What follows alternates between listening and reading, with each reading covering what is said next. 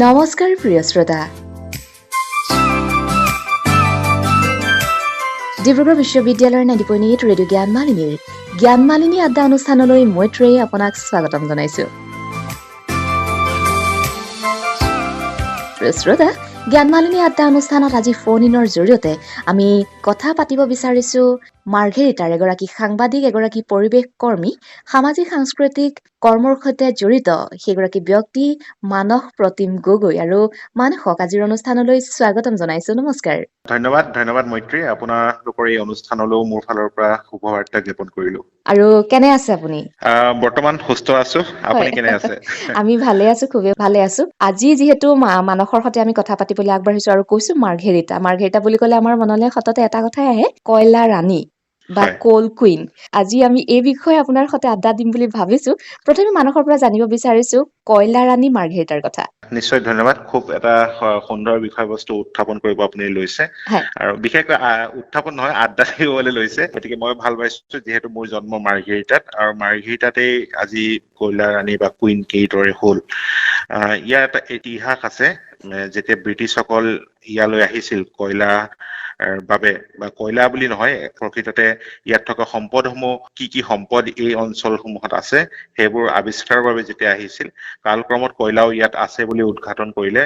ইয়াৰ পূৰ্বে যিহেতু মাৰ্ঘেৰিটা মহকুমা সেই সময়ত বৰ্তমান মাৰ্ঘেৰিটা আৰু ডিগবৈ ওচৰ চুবুৰীয়া, গতিকে মাৰ্ঘেৰিটা আৰু ডিগবৈ এই গোটেই অঞ্চলটোত প্ৰাকৃতিক সম্পদেৰে ভৰপূৰ।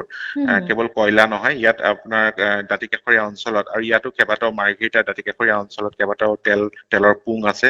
বৰ্তমানেও ইয়াৰ এই পুংসমূহৰ পৰা তেল উৎঘাটন কৰি আহিছে অইল ইণ্ডিয়াই। আৰু এতিয়া আহিছো কয়লা ৰাণীৰ কিদৰে হ'ল বা মাৰ্ঘেৰিটাৰ এই গোটেই বিষয়বস্তুটো। যিহেতু ব্ৰিটিছৰ কালত বিভিন্ন সময়ত তেওঁলোকে কয়লা ইয়াৰ পৰা উৎঘাটন কৰি আছিলে, ইয়াৰ পৰা নি আছিলে বিভিন্ন ৰাষ্ট্ৰলৈ, কিন্তু ভাৰতবৰ্ষৰ স্বাধীনতাৰ পাছত 1973 চনত উত্তৰ পূব কয়লা ক্ষেত্ৰ ৰাষ্ট্ৰীয়কৰণ কৰা হ'ল আৰু সম্পূৰ্ণ নাম কোল ইণ্ডিয়া দিয়া হ'ল। ইয়াৰ পূৰ্বে কোল ইণ্ডিয়াটো ৰাষ্ট্ৰীয়কৰণ হোৱা নাছিল। গতিকে এই গোটেই বিষয়টো কোল ইণ্ডিয়া আৰু কয়লা ৰাণী, যিহেতু আমি গৰ্বৰে ক'ব পাৰো যে মাৰ্ঘেৰিটা, আমি কয়লা ৰাণীত আমি বসবাস কৰো, আমাৰ ঘৰ মাৰ্ঘেৰিটা কয়লা ৰাণী। কিন্তু এই কয়লা ৰাণী মাৰ্ঘেৰিটা নামটো হ'ল আপোনাৰ সেই সময় ইটালীৰ এগৰাকী ৰাণী আছিলে মাৰ্গাৰেট, এই মাৰ্গাৰেটৰ নামেৰে মাৰ্ঘেৰিটা নামটো হ'ল বুলি সেই সময়ত এটা জনশ্ৰুতি আৰু এটা প্ৰচলন আছে। গতিকে মাৰ্ঘেৰিটালৈ নিশ্চয় আপুনি আহিছে, বিভিন্ন সময়ত দেখিছে যে আমাৰ অভিজ্ঞতা আছে মাৰ্ঘেৰিটাত থকাৰ। হয়, আপুনি যেতিয়া মাৰ্ঘেৰিটালৈ আহে, মাৰ্ঘেৰিটাৰ লগতে আৰু এটা নাম ল'ব লাগিব আমি, লিডু।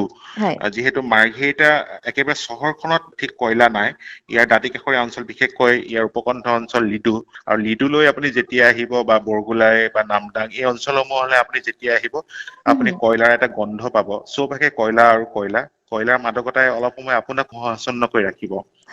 গতিকে এই কয়লাটো যে অকল দেখিবলৈ কলা, আৰু এই কলা সম্পদটোৰ কিমান গাঢ়, আৰু ই ৰাষ্ট্ৰীয় তথা আন্তঃৰাষ্ট্ৰীয়ভাৱে ইয়াৰ অৰ্থনৈতিক যিটো ভেলু আছে সেইটো কিমান আছে, ইতিমধ্যেহে আপুনি নিশ্চয় বুজি উঠিছে যে ইয়াৰ পৰা অকল জুই উৎপাদনৰ বাবে বা কিছু দুই এটা সম্পদ উৎপাদনৰ বাবে কৰা নহয়। কয়লা, বিশেষকৈ উত্তৰ পূব কয়লা ক্ষেত্ৰক নৱৰত্ন বুলি কোৱা হয়। কয়লাৰ কেইবাটাও ৰত্ন আছে। ইয়াৰ পৰা বিভিন্ন সম্পদ কয়লাৰ পিউৰিফাই কৰি, তাৰ পৰা বিভিন্ন সম্পদ আপোনাৰ আলকেট্ৰা, বিটুমিন আৰু বিভিন্ন তেল জাতীয় সামগ্ৰী কয়লাৰ পৰা উৎপাদন হৈ আহিছে। গতিকে কয়লাৰ যথেষ্ট থল আছে। আৰু যিহেতু লিডু, মাৰ্ঘেৰিটা, টিপং এই অঞ্চলসমূহত ব্ৰিটিছে কেৱল কয়লা অন্বেষণৰ বাবে আহিছিল এনে নহয়, ইয়াত এই অঞ্চলসমূহত তেওঁলোকে সেই সময়তেই চাহ গছৰ পুলি ৰোপণ কৰি ইয়াত বৃহৎ চাহ বাগান গঢ়ি তুলিছে।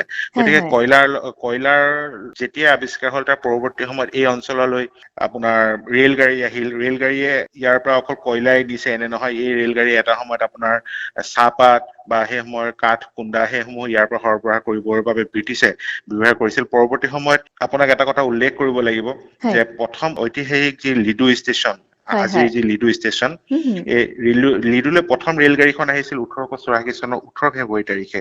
সেই তাৰিখটোতে লিডুত ৰেলৱে ষ্টেচন প্ৰথম স্থাপন হৈছিল। ডিব্ৰুগড়ৰ পৰা অহা ৰেলখনে দিনৰ প্ৰায় 12:55 লিডু পাইছিলেহি। আৰু সেই সময় মাকুম কয়লা ক্ষেত্ৰৰ পৰা কয়লা বুজাই পুনৰ উভতি গৈছিল ডিব্ৰুগড়লৈ। সেয়া আছিল ঐতিহাসিক এটা দিন। গতিকে লিডু মাৰ্ঘেৰিটা এই অঞ্চলসমূহৰ এটা ঐতিহ্য আছে, যিহেতু আৰু এটা কথা আপুনি কৰিব লাগিব, লিডু পাৰ হৈ কিছু দূৰ গলে আমি লেখাপানী পাওঁ হয় আৰু হয় লেখাপানী যি 0 পইণ্ট আছে তাৰ পৰাই আৰম্ভ হয় ঐতিহাসিক আৰু আপোনালোকে সকলোৱে জানে historic Stilwell road. Stilwell পথ হয়। গতিকে আপুনি এই গোটেই বিষয়বোৰ ইটো ওতঃপ্ৰোতভাৱে জড়িত হৈ আছে। এটা মুদ্ৰা ইপিঠি সিপিঠি, আপুনি নিশ্চয় কোনো এটা নিশ্চয় বিষয়কে এৰি বা আগবাঢ়ি মানে যাব নোৱাৰে। কোনোবা এটাক বোলে এৰি আপুনি আগবাঢ়ি যাম তেনে হ'ব নোৱাৰে, প্ৰতিটোকে চুই আপুনি যাব লাগিব। হয় হয় মানকে বহুখিনি কথা ইয়াতে সংলগ্ন কৰিলে। মোৰ এটা কথা শ্ৰোতাসকলকো জনাবৰ মন গৈছে আৰু বহুতেই জানে যে মাৰ্ঘেৰিটাৰ যিটো ষ্টেচন সেইটো অসমৰ শেষৰ মানে সীমা শেষ তাতে হয় ৰেলৱে ষ্টেচনৰ বা ৰেলৱে বিভাগৰ। আৰু সেই কথাটো শ্ৰোতাসকলে বহুতেই জানে আৰু বহুতৰে অজ্ঞাত হ'ব পাৰে, সেইকাৰণে উল্লেখ কৰি থলো। আৰু চাহ গছৰ কথা যিহেতু কৈছিলে, হয় তেতিয়া মোৰ বিছাগামলে মনত পৰিছিলে, কাৰণ সেইখিনি হয় সময়ত হয় ব্ৰিটিছে আহি বিছাগামৰ সৈতে চাহৰ বাগিচা কৰাৰ বা চাহ খেতি কৰাৰ পৰিকল্পনা কৰিছিলে চিংফৌ ৰজা বিছাগামৰ সৈতে, নহয়নে? হয় হয় হয়, আমি এতিয়া অকণমান ৰেলৱে ষ্টেচনটোৰ বিষয়ে আৰু অকণমান কথা জানিব পাৰিম নেকি মানুহৰ পৰা? নিশ্চয়। বৰ্তমান মাৰ্ঘেৰিটাৰ যিটো ৰেলৱে ষ্টেচন আছে, এইটো হিষ্টৰিক বা ঐতিহাসিক এটা ৰেলৱে ষ্টেচন বা হয় হেৰিটেজ ৰেলৱে ষ্টেচন নামেৰে ঘোষণা কৰিছে হুম হুম উত্তৰ পূব ক্ষমা কৰিব উত্তৰ পূব ৰেলৱে বিভাগে।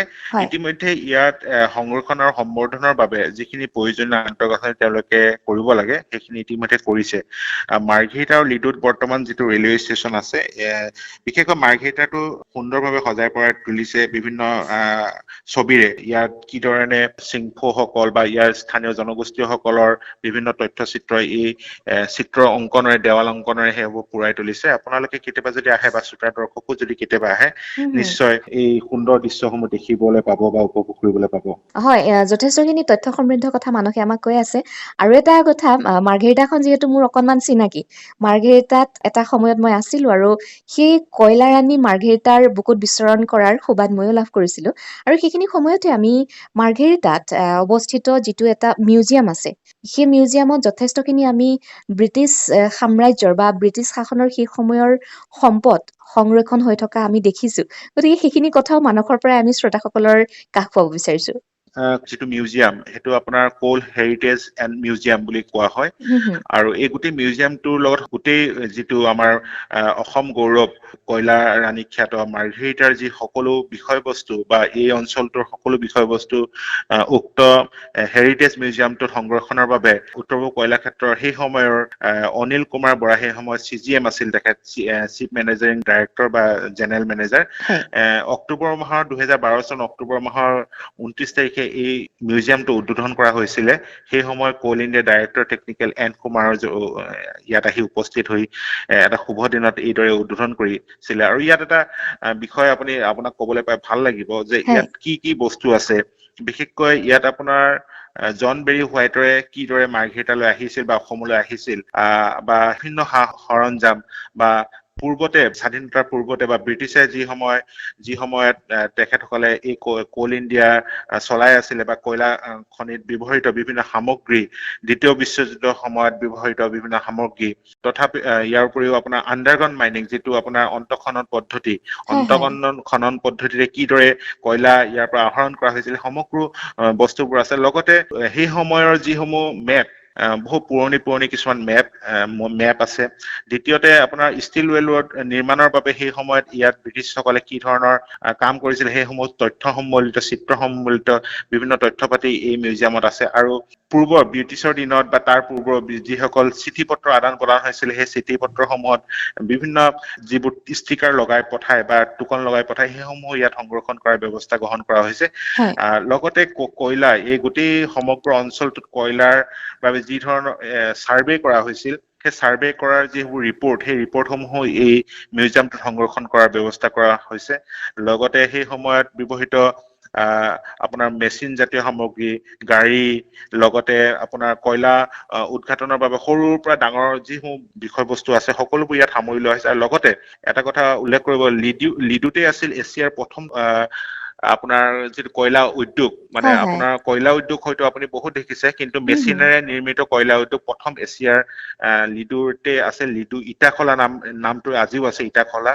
বৰ্তমান উক্ত যিটো ইটা ভাটা বৰ্তমান অস্তিত্ব নাই যদিও তাত কি ধৰণৰ ইটা উৎপাদন হৈছিল সেই ইটা দুই এটুকুৰা আজিও সংৰক্ষণৰ ব্যৱস্থা কৰিছে উত্তৰ পূব কয়লাক্ষেত্ৰৰ এই মিউজিয়ামটোত। আৰু এটা কথা আপুনি শুনি ভাল পাব যে আন্তঃৰাষ্ট্ৰীয় পৰ্যায়ৰ এই গোটেই কোল হেৰিটেজ মিউজিয়ামটোলৈ এতিয়াতো বাৰু কৰোণা মহামাৰী চলি আছে, কিন্তু কৰোণা মহামাৰী চলি থকা পূৰ্বে যেতিয়া স্কুল কলেজ বা বিশ্ববিদ্যালয় মহাবিদ্যালয় খোলা আছিল সেই সময়ত বহু গৱেষক ছাত্ৰ ছাত্ৰী বা অধ্যয়নৰত ছাত্ৰ ছাত্ৰী উৎসুক জনতা বিভিন্ন লোক এই মিউজিয়ামলৈ আহিছে।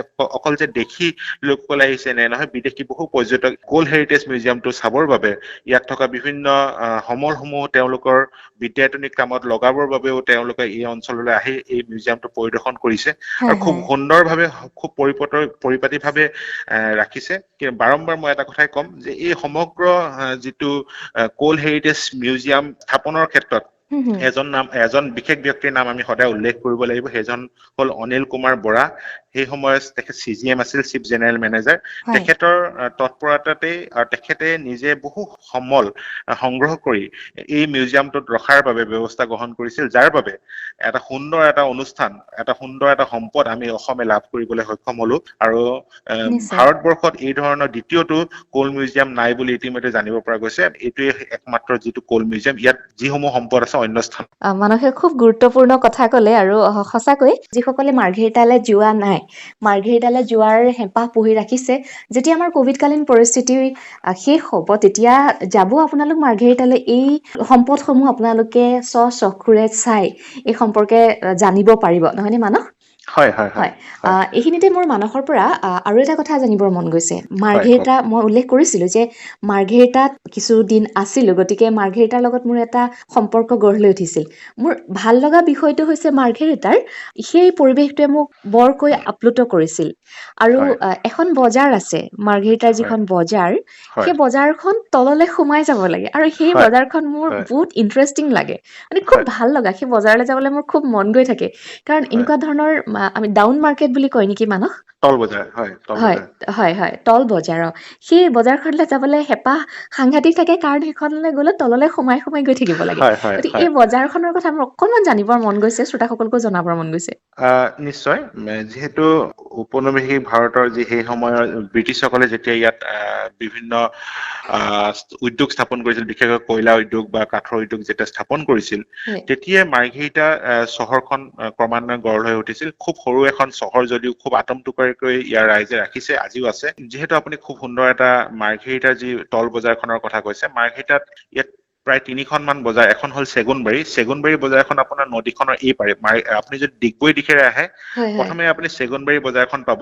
চেগুনবাৰী বজাৰখন পাৰ হৈ আপুনি যেতিয়া আপুনি পোনে আপুনি যিটো 315 নং, পূৰ্বতে 38 নং আছিলে, এতিয়া 315 নং ৰাষ্ট্ৰীয় ঘাইপথ হ'ল। 315 নং ৰাষ্ট্ৰীয় ঘাইপথ আপুনি অতিক্ৰম কৰি বুঢ়ীদিহিং দলং পাৰ হৈ আপুনি যেতিয়া মাৰ্ঘেৰিটা নগৰ সম্পূৰ্ণ মাজমজিয়াত পাব, তাৰ বাওঁহাতে আপুনি যদি সোমাই যায়, প্ৰথমে আপুনি ৰেল আলিৰ কাষে কাষে সৰু সৰু কিছুমান দোকান বা নাৰ্ছিং হোম, কিছুমান দোকান ব্যৱসায়িক প্ৰতিষ্ঠান আপুনি দেখিবলৈ পাব। কিন্তু কিছু আগুৱাই গ'লে, প্ৰায় 100 মিটাৰ মান আপুনি ৰাষ্ট্ৰীয় ঘাইপথৰ পৰা তললৈ নামি আগুৱাই গ'লে আপুনি সেই তল বজাৰখন পাব। আৰু তল বজাৰলৈ আপুনি সোমাই যাওঁতে দেখিব এটা লুংলুঙীয়া বাটেৰে আপুনি সোমাই গৈছে। আৰু আপুনি প্ৰথম অৱস্থাত আপুনি ভাবিবই নোৱাৰিব যে ইয়াত এখন সুন্দৰ এখন মাৰ্কেট আছে বা বজাৰ আছে। বিভিন্ন কাপোৰ ইয়াত পোৱা যায়। আৰু এটা কথা উল্লেখ কৰিব লাগিব, ডিগবৈ বা দুলীয়াজান বা তিনিচুকীয়াত যিবোৰ সামগ্ৰী পোৱা যায়, সেই সামগ্ৰীবিলাকতকে কিছু কম ৰেটত, কম দামত ইয়াত কাপোৰ বা অন্যান্য সামগ্ৰী পোৱা যায় বুলি এটা কথা আছে। বিভিন্ন সময়ত বিশেষকৈ পূজাৰ বতৰত ইয়ালৈ বহু লোক বিভিন্ন স্থানৰ মাৰ্ঘেৰিটাৰ বাহিৰেও বহু লোক আহে ইয়ালৈ বজাৰ কৰিবলৈ। খুব এটা সুন্দৰ তললৈ গৈ আপুনি যেতিয়া আপুনি পোনে গৈ থাকিব লুংলুঙীয়া বাটেৰে, এটা সময়ত আপুনি দিহিং নৈখনো আপুনি পাব, বা দিহিং নৈলৈ আপুনি নামিব পৰা ব্যৱস্থা আছে, সেই ব্যৱস্থাসমূহো আপুনি পাবগে। গতিকে কিন্তু আৰু এটা কথা, যেতিয়া আপুনি বজাৰৰ মাজত আছে, সেই সময়ত আপুনি হয়তো ৰেলৰ মাতো শুনিব পাৰে বা ৰেলৰ উকিও শুনিব পাৰে। ওপৰেদি কাষেদি এটা ৰেল যিটো আলি, ৰেল লাইন গৈছে, আৰু সেই ৰেল লাইনেৰে ওপৰেদি ট্ৰেইন গৈ থাকে আৰু তলত বজাৰখন। গতিকে এটা সুন্দৰ এটা পৰিৱেশ। এই ধৰণৰ বজাৰ হয়তো অসমত বা উত্তৰ পূৰ্বাঞ্চলৰ অন্য স্থানত আছে বুলি মোৰ মনে নধৰে। খুব সুন্দৰ। আচলতে মই সেইকাৰণে তোমাৰ পৰা এই কথাখিনি জানিব বিচাৰিলো। আৰু চেগুনবাৰীৰ কথা ক'লা, মানসৰ সৈতে আচলতে মাৰ্ঘেৰিটাৰ কথা পাতি থাকিলে শেষেই নহ'ব। মাৰ্ঘেৰিটাখন ইমান ধুনীয়া। আৰু চেগুনবাৰীৰ কথা কওঁতে মোৰ এটা কথা মনত পৰিলে, তাত ব্ৰিটিছ সাম্ৰাজ্যৰ বা ব্ৰিটিছে সেই সময়ত থকা সময়ৰ কিছুমান গৃহ আছে নেকি বাৰু? অকণমান ভিতৰলৈ সোমাই গৈ মোৰ মনত পৰিছে, অকণমান পাহৰি গৈছো, কিন্তু সেই কথাটো মোৰ অকণমান মনত পৰিছে, কাৰণ সেইফালে যদি যোৱা হয় তেতিয়াহ'লে একেবাৰে বজাৰ ওলাব পৰাৰ ব্যৱস্থাও আছে নহয় নে মানস? হয়, মই পূৰ্বতে উল্লেখ কৰিছিলো যে যিহেতু মাৰ্ঘেৰিটা ব্ৰিটিছৰ লগত এটা সম্পৰ্কিত, মাৰ্ঘেৰিটা নামটোৰ লগত জড়িত, গোটেই নগৰখন বা গোটেই চহৰখন আমি ব্ৰিটিছৰ নাম নোলোৱাকৈ আমি পাৰ হ'ব নোৱাৰো, যিহেতু ইয়াত উপনিৱেশ স্থাপন কৰি ভাৰতবৰ্ষ স্বাধীনতাৰ পূৰ্বে ইয়াত বিভিন্ন তেওঁলোকে গৃহ নিৰ্মাণ কৰিছিলে, তেওঁলোকৰ বাংলো নিৰ্মাণ কৰিছিলে, আৰু মাৰ্ঘেৰিটাত এতিয়াও ব্ৰিটিছৰ দিনৰ বহু বাংলো এতিয়াও আছে, যিবোৰ বাংলো বৰ্তমান চাহ বাগানৰ অধীনত বা কোল ইণ্ডিয়াৰ অধীনতে আছে। সেইসমূহ বিভিন্ন উচ্চপদস্থ বিষয়াসকলক ৰখাৰ ব্যৱস্থাও আজিকালি সেইসমূহ বাংলোতে কৰা হৈ আহিছে। গতিকে মাৰ্ঘেৰিটাৰ যিসমূহ আপোনাৰ ঘৰৰ পেটাৰ্ণ বিলাক বহু স্থানত আপুনি দেখিব অসমৰ অন্য স্থানৰ লগত নিমিলে। ব্ৰিটিছৰ দিনৰ কিছু চাংঘৰ, কাঠৰ চাংঘৰ, বা সেই সময়ৰ যিটো লিডুত স্থাপন কৰা ইটা ভাটাৰে নিৰ্মিত চাংঘৰ, গতিকে এই সুন্দৰ যিসমূহ ঘৰ ব্ৰিটিছৰ দিনতে নিৰ্মিত, এই ঘৰসমূহে আজিও ব্ৰিটিছৰ সেই পুৰণি দিনবোৰ মনত পেলাই থাকে। নিশ্চয় নিশ্চয়।